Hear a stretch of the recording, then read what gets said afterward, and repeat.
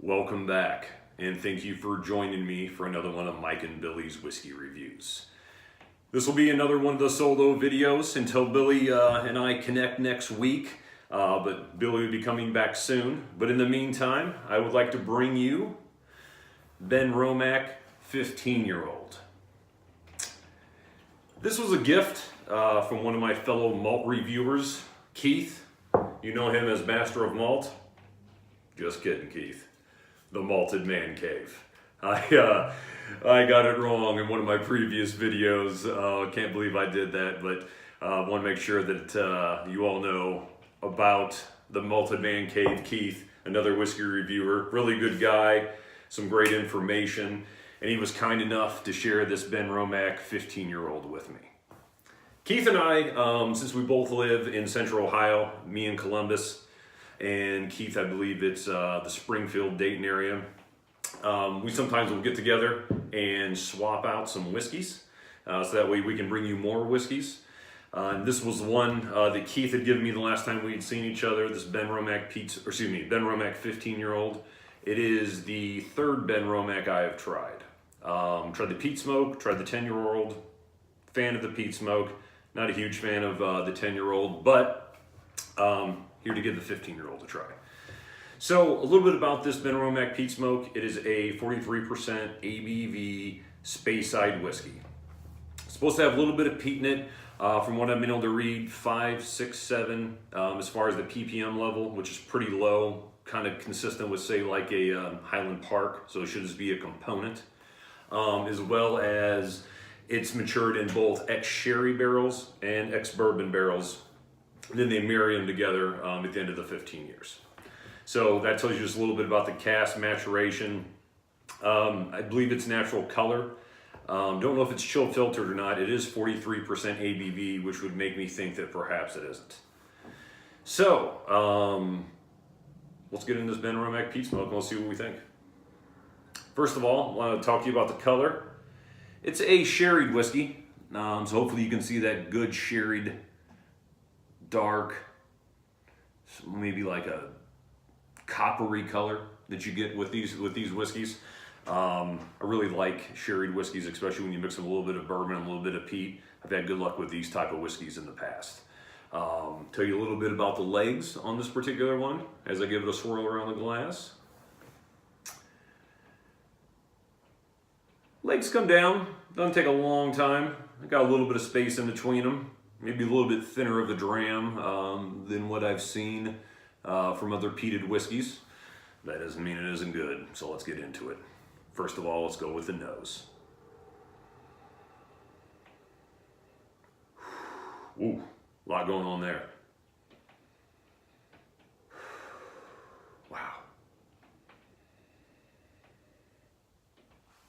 I mean, I'm getting vanilla, I'm getting berries, I'm getting a little bit of smoke, not a lot, but I'm getting some of those fruity flavors, dark fruity flavors you naturally or traditionally would think with a sherry cask.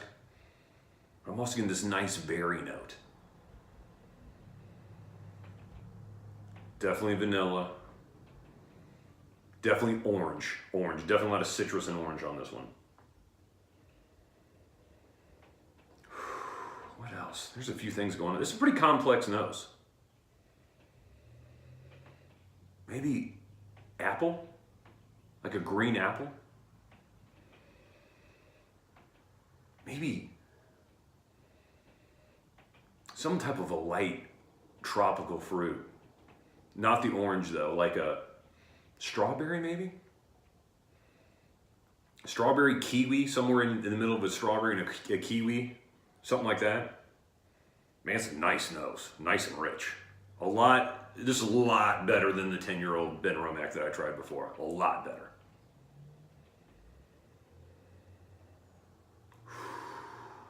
It's a good one. Yeah, I think I'm getting kiwi, vanilla, some type of a red berry, a little bit of apple, some oak. Man, I tell you what, this was a good cask, whatever this was in. Let me see if it tells me what cask it was. It says age 15 years old, 43% ABV. Doesn't say anything about it. Shared with rich fruitcake and stewed plums. Stewed plums. Not really getting that. That doesn't mean this doesn't smell fantastic. It smells fantastic. This is a really complex nose and rich and full. Wow, really good one. I'm excited. Let's get to the taste.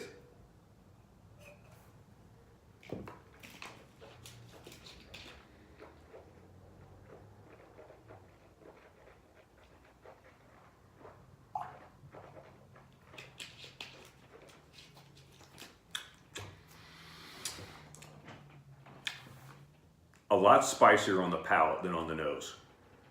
There is a lot of spice on the palate, in a good way. Cinnamon, clove. Yeah, those are two main ones. But still, it's a nice rich cinnamon and clove. A little bit of smoke kind of lingers there in the background.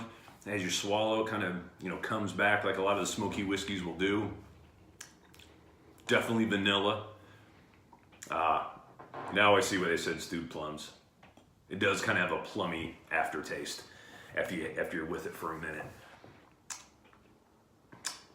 Yeah, plums, stewed plums. Maybe like a gingery raisin characteristic to it a little bit too on the palate.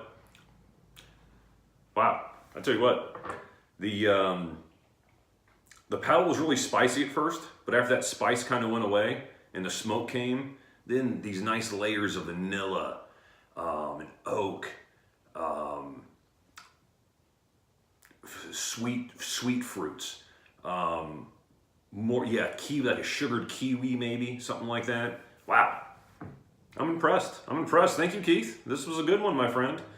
You've been beating the drum pretty hard for Benromach. I think because that guy sent you some free bottles, or at least that's what I did think before. But now I've had a chance to try a few of these. I think you may be onto something here. This is a pretty good distillery, at least from the last couple of whiskeys that I've tried from it. Pretty impressed. So thank you, my friend. Give us a good one. This is a good one, Keith. All right, so what I did was I added a little bit of water, just kind of see what it would do to the smell and the taste as I normally do. Aside from that, I am really hoping that it kind of opens up some of the fruitier flavors, but let's see what we got.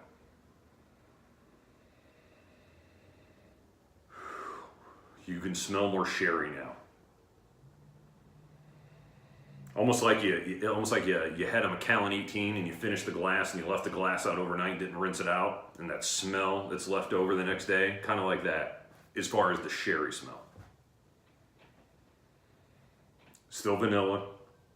The orange is kind of taking a step back with water. That berry's there. There's a red berry. And I rarely get a red berry in whiskeys, but I've got it in this right here. I also got it like in a Lafroy Galore in a way smokier whiskey, but that subtle red berryness. Red berryness, if that's even a word. Subtle red berry smell. Also a little bit of sugar added on top too. Wow. The water made it slightly less complex, but what it did do is it brought up some of the sweeter, fruitier flavors to the forefront. Still getting that vanilla. Still getting a little bit of that kiwi. Well, time for the last sip.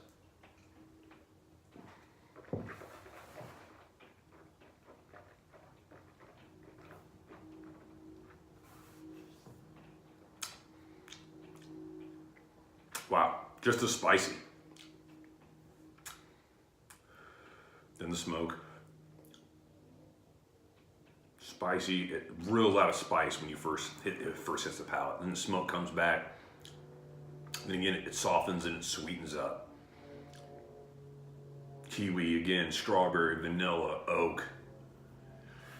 I gotta tell you, I'm impressed. I have no idea what this bottle costs. Keith did not tell me, and if he did, I probably would have got it wrong anyway. I've been butchering the price of whiskeys, which is probably not a good sign. I need to check my credit card statements to see what I pay for some of the whiskeys I've been buying lately. And I don't have the box, so there's nothing on there, that will tell me, maybe a little stamp for a receipt or something as far as what it costs. I'm guessing this is about a $100 bottle, thereabouts, depending on where you get it. I don't see these a ton here locally in Columbus, but I do see them at the Party Source down in Bellevue, Kentucky, where I source a lot of my harder to get high-end Scotch whiskeys with that Master of Malt. So Keith, again, thank you, my friend. Really good one. Cool bottle. I like the writing here at the top where it says Benromach, and then it's got a little drip where it has the 15 in it. So pretty cool thing.